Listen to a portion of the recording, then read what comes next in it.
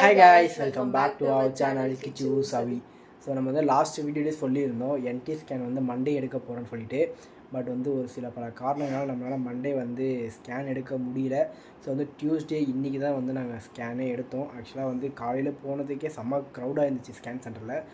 ஃபைனலாக வந்து ஸ்கேன்லாம் எடுத்து முடிச்சிட்டோம். நிறைய பேர் வந்து என்டி ஸ்கேன் ரிப்போர்ட் என்னாச்சு எடுத்தீங்க எல்லாம் ஃபுல் கமெண்டில் கேட்டிருந்தீங்க. ஸோ இந்த வீடியோ ஃபுல்லாமே என்டி ஸ்கேன் தான் இருக்க போகுது. ஸோ வீடியோ தொடர்ந்து முழுசாக பாருங்கள். வாங்க வீடியோக்குள்ளே போகலாம்.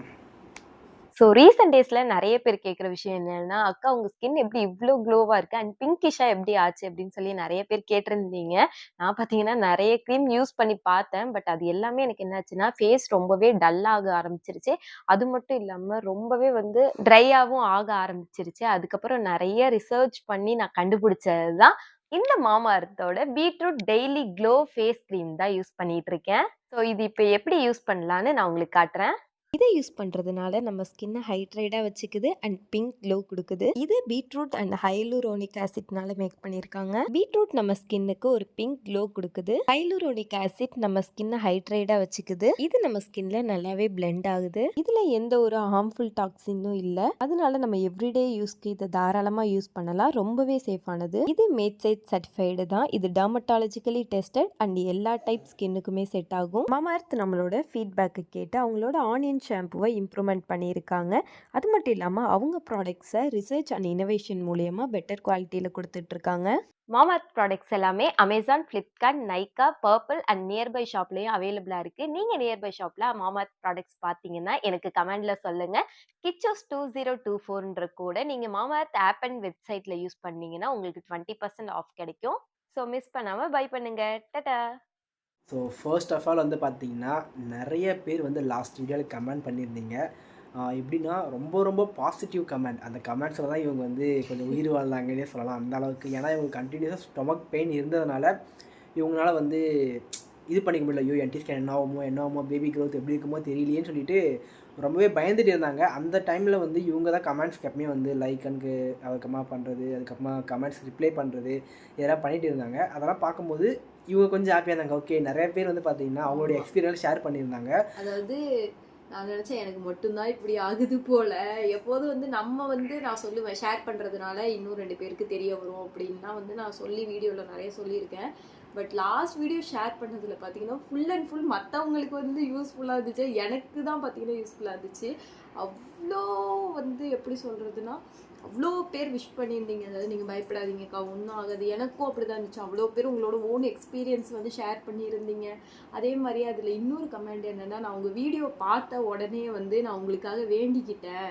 வந்து உங்களுக்காக வந்து கடவுள் துணை இருப்பார், முருகர் துணை இருப்பார் அப்படிலாம் சொல்லி நிறைய பேர் சொன்னீங்க. நிஜமாக அப்படி சொல்கிறதுக்கே வந்து ஒரு தனி மனசுன்றது வேணும். ஏன்னா இப்போ நீங்கள் வந்து எங்களை வந்து வீடியோவில் மட்டும்தான் வந்து பார்க்குறீங்க.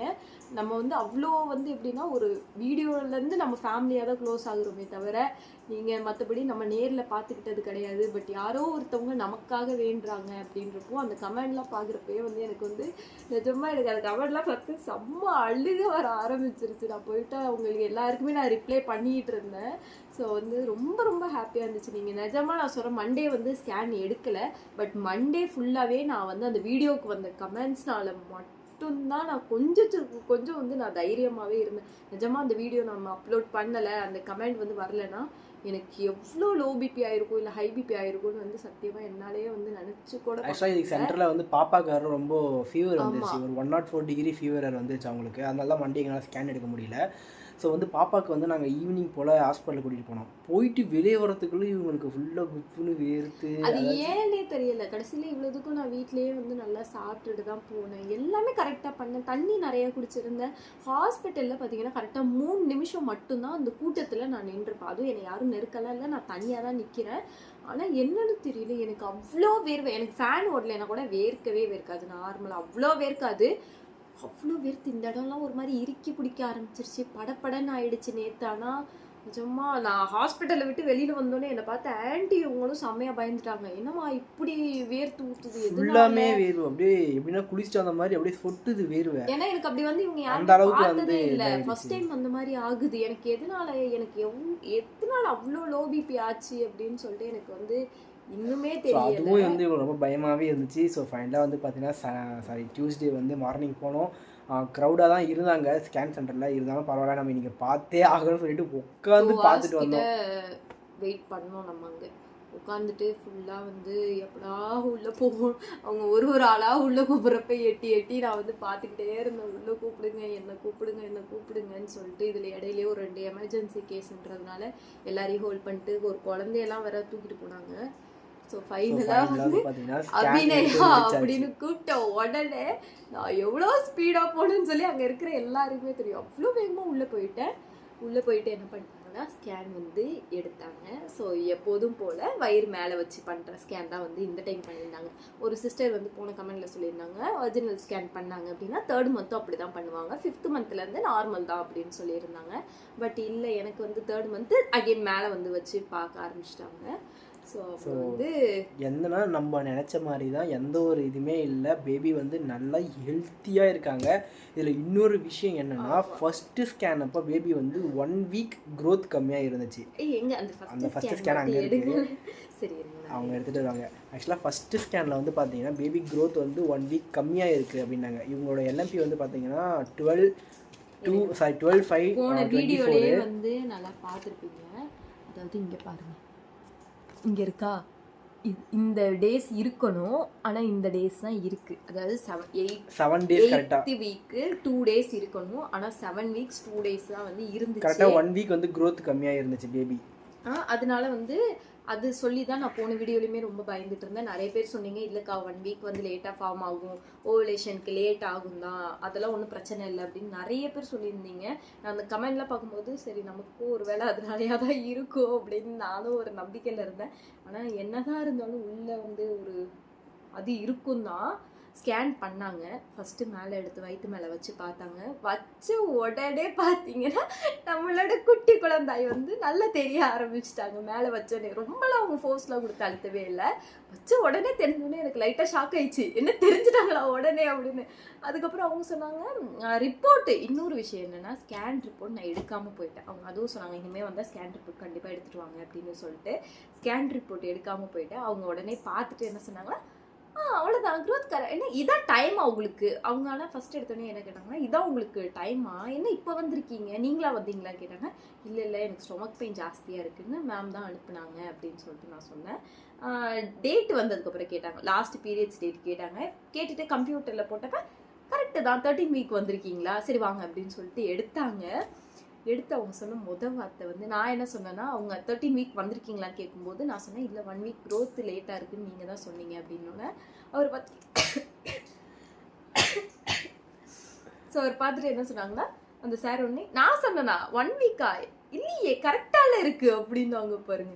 எனக்கு அப்போதான் என்ன சொல்றீங்க, நிஜமா அவ்வளோ ஹாப்பியாக இருந்துச்சு. அதுக்கப்புறமா தான் நாங்கள் ரிப்போர்ட் எடுத்துகிட்டு போகல, அப்போ ரிப்போர்ட் கேட்டாங்க நமக்கு, தொண்டையில் கேச் நம்ம வந்து ரிப்போர்ட் எடுத்துகிட்டு போகல. ஸோ வந்து அவங்ககிட்டே இருக்க ரிப்போர்ட்டை டவுன்லோட் பண்ணி பார்த்துட்டு ஆமாம் வந்து க்ரோத் கம்மியாக இருக்குது. பட் வந்து இப்போ வந்து பார்த்தீங்கன்னா பர்ஃபெக்டாக இருக்குது. கரெக்டாக வந்து என்ன ஆயிடுச்சுன்னா 13 வீக் 2 டேஸ் இருக்கணும். ஸோ 13 வீக் வந்து இவங்க வந்துட்டாங்க. எனக்கு அதுவே ரொம்ப பெரிய, எனக்கு வந்து எப்படி சொல்கிறதுனா, நான் இந்த டைம் வந்து 3rd மந்த் வரையும் ஒழுங்காக ஒரு சாப்பாடு நான் இன்னுமே சாப்பிடவே இல்லை. அவ்வளோ ஹெல்த்தியான ஃபுட்டு சாப்பிடுங்கன்னு எல்லாருமே ஸோ ஹெல்த்தியான சாப்பாடு சாப்பிடுங்கன்னு அவ்வளோ பேர் கமெண்ட் பண்ணுறீங்க. பட் என்னால் நிஜமாக நான் ஹெல்த்தியான சாப்பாடு சாப்பிட்றானான்றது எனக்கே டவுட்டாக இருக்குது. வீட்டு சாப்பாடு தான், ஆனால் வந்து அவ்வளோ ஹெல்த்தியாக சாப்பிட்றேனா, நான் காய் சாப்பிட்றேனான்றதெல்லாம் ரொம்ப ரொம்ப ரேரு. நான் சாப்பிடவே மாட்டேன். இட்லி சாம்பார் இந்த ரசம் இந்த மாதிரி தான் சாப்பிட்டுட்டு இருக்கேன். இதை சாப்பிட்டும் இவங்க 13 வீக் வந்திருக்காங்கன்னு. ஆக்சுவலாக வந்து 7 டேஸ் வந்து லாஸ்ட் ஸ்கேனில் க்ரோத் கம்மியாக இருந்துச்சு. இப்போ வந்து பார்த்தீங்கன்னா 2 டேஸ் தான், அதாச்சும் வந்து 5 டேஸ் க்ரோத் ஆகிட்டாங்க அவங்க. கரெக்டாக சொல்கிறேன்னு நினைக்கிறேன். ஆமாம் கரெக்டு தான். ஸோ இது கேட்கும்போது எங்களுக்கு ரொம்ப ஹாப்பியாக இருந்துச்சு. அதாவது பேபி வந்து கரெக்டான இடத்துக்கு வந்துட்டாங்க, கரெக்டான வெயிட் வராங்க, கரெக்டாக வளர்ந்துருக்காங்க, எல்லா பார்ட்ஸுமே கரெக்டாக வளர்ந்துருக்கு அப்படின்னு அவங்க ஒன்று சொல்லும் போதுமே ஐயோ எனக்கு வந்து நான் அது வரையுமே கையை இப்படி இப்படி ஃபுல்லாக வச்சுட்டு முருகா அவங்க நினச்சிருப்பாங்க, இந்த பொண்ணு என்ன ஸ்கேன் ரூமில் படுத்துட்டு முருகாவை கூப்பிட்டுருக்கேன்ட்டு. நான் அப்படியே தான் வேண்டிகிட்டே இருந்தேன். ஒன்றொன்னா சொல்லும் போதுமே எனக்கு ஃபுல் ஹாப்பினஸ் ஆயிடுச்சு. இந்த டைம் வந்து எந்த ஒரு சிக்கலுமே இல்லாத ஒரு ஸ்கேன் தான் இது. நமக்கு எப்போ போனாலும் ஏதாச்சும் ஒரு பஞ்சாயத்து இருக்கும். ஸோ இந்த டைம் வந்து ஃபுல் அண்ட் ஃபுல் ஆனா இதுலயே வந்து எனக்கு வந்து ஒரு வேர்டு இது வரைக்கும் நான் பார்த்ததே இல்ல. அந்த வேர்டு வந்து நான் அதை வந்து யூடியூப்ல போட்டு கண்டுபிடிச்சேன். பிளசண்டா தானே? ஆமா. சோ இதுல எல்லாருமே கேக்குற மாதிரி இருங்க, எல்லாமே நம்ம சொல்லலாம். அப்படியே காட்டலாம் பேக் கேம்ல. ஒரே நிமிஷம் பேக் கேம் வேண்டாம், அது எப்படியும் வந்து கிளியராவே தெரியாது. அதுக்கு நானே வாய் திறந்தே சொல்லிடுவேன். ஸோ ஹார்ட் ரேட் பார்த்தீங்கன்னா போன ஹார்ட் ரேட்டை பார்த்துட்டு 139. எல்லாரும் என்ன சொன்னீங்க? பாய் பேபின்னு சொன்னீங்களா?